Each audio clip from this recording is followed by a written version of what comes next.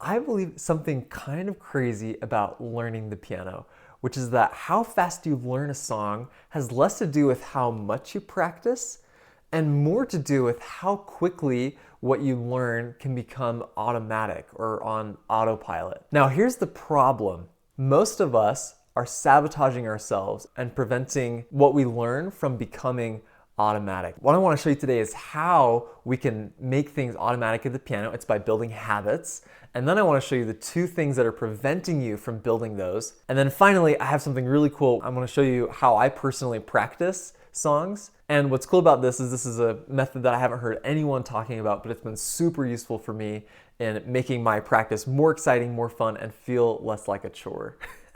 Okay, so before we can talk about how we're sabotaging ourselves, we have to talk a little bit about how things become automatic. So basically, this is really similar to how we build habits. First, there's a cue. That's like the sheet music. That's like the song that we're playing.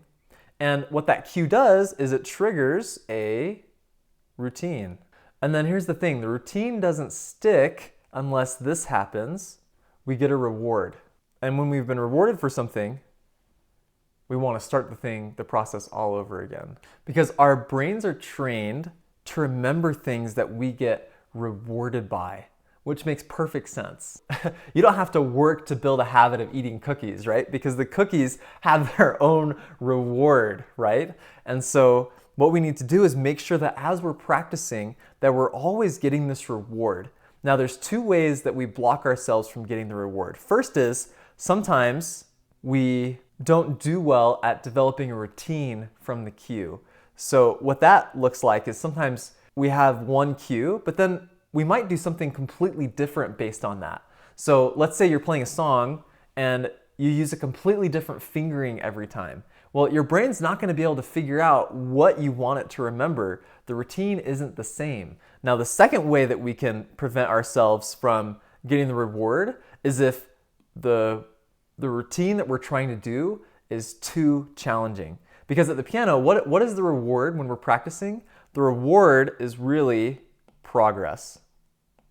And if we're not feeling progress, our brain isn't getting the reward that says, hey, you need to remember this. This needs to stick. And so what we need to do at the piano, the practice process we need to have, is we need to make sure that we build in consistency. And then we need to make sure that our brain is always feeling progress. If we can trick it into feeling progress, then it's going to start remembering things a lot better. Okay, so let's say we're learning this piece. I'm going to show you my practice process that is going to do both of those things for us. It's going to help us to be consistent, and it's going to help us to see more progress. If we can see more progress, it's going to trick our brains into feeling like, oh, this is something I need to remember. I need to make sure that I hold on to this. And I call this method the Lego method because I want you to imagine that in order to build a piece, we need to build a wall.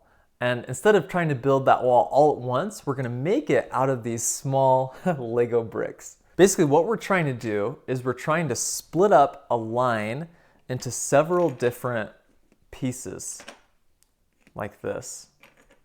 And each one of these pieces is made out of two parts. At its most basic level, we have the notes, which I'm going to represent with this little piece. And then we have the rhythms with this little piece. And once we've got both of those figured out for every measure, then what we do is we take that measure and we want to practice it 5 times in a row. And what's cool about it is that by doing just this one measure 5 times in a row, something really cool is going to happen. So the first time might look like this.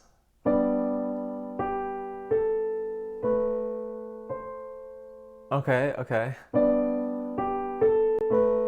Second time, third time, fourth time. Do you see what's happening?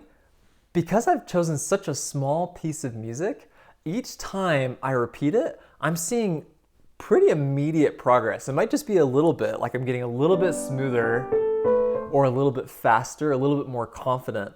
What's so cool about that is that each time I repeat it, I'm getting a little bit of that reward. I'm seeing a little bit of that progress. Because the problem is most of us try and just play this whole line at once. We try and build the whole wall at once. And it's too hard. Maybe we do the first measure fine, but then we get into the second measure and we make a mistake and it feels frustrating. What we want to do instead is focus on these little tiny bricks, these little tiny pieces that are going to be a lot easier to see progress on. And so here's the rule. So you're going to figure out your fingerings, and then of course your notes and your rhythms. And once you have played it 5 times in a row correctly, and by the way, I mean 5 times in a row, they all have to be right. If you mess up on the 4th time, you got to go back to number 1 and start it all over again. But once you've done that, you're going to have a really strong brick there. But now we're not quite done yet, because we have, maybe we've done this first measure. Now we need to practice the next measures like that. So this measure gets practiced 5 times, this measure gets 5 times, this measure gets 5 times. So now we have a start of a wall, but it's really not a wall yet, right? It's just a bunch of disconnected bricks. So the next step is to connect the bricks. So now that I have these 2 bricks, I'm going to connect them with another brick. And the way that I do this, you guessed it, I'm going to try and play both of these measures, just those 2, and see if I can do that 5 times in a row correctly. And once I've got that, then I'm going to connect the next 2 bricks together.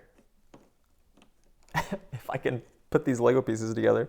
This has been too long since I've played with Legos. There we go. Then I'm going to connect these next 2 together. And then once I've got these 2 connected, I'm going to connect the last 2 together. Again, by doing each one of those 5 times. Boom. Now we have a wall. We actually have something that's going to be a lot stronger. And what's so great about it, what I love about this, is that instead of feeling like we're throwing lots of time, effort, and energy at this piece, we've spent some really focused energy. And what's cool about it is because we're seeing all those rewards, practicing like this for me is way less draining. It's way less like a chore. It's way more fun to do. I feel like before I used this practice method, I would throw lots of time at a piece, and I would come back the next day and it would feel like I was starting from square one again. I was like, wait, how did this go? I feel like I have to read all these notes again. But once I started using this brick method, when I came back to practice the next day, it came back a lot easier. Now, it wasn't that I could play everything perfectly right away, but I felt like it started to come back easier to me the next day when I was kind of starting over again. So that's how the brick method works. What you're going to do is you're going to build a wall for each of these lines as you go through your piece. And if you want to get really advanced, here's a couple of fun things that you can do. If you're working on doing a piece memorized, I would recommend adding to your brick when you're trying to do it 5 times in a row. Maybe I just happen to have 2 pieces here that separated. Maybe you make one of them your rhythm, and then maybe you make the other one memory. So what I would do is I would actually bake my memorizing into this level of the brick by, when I'm playing this 5 times in a row, I would see if I can play it with my eyes closed. So if I can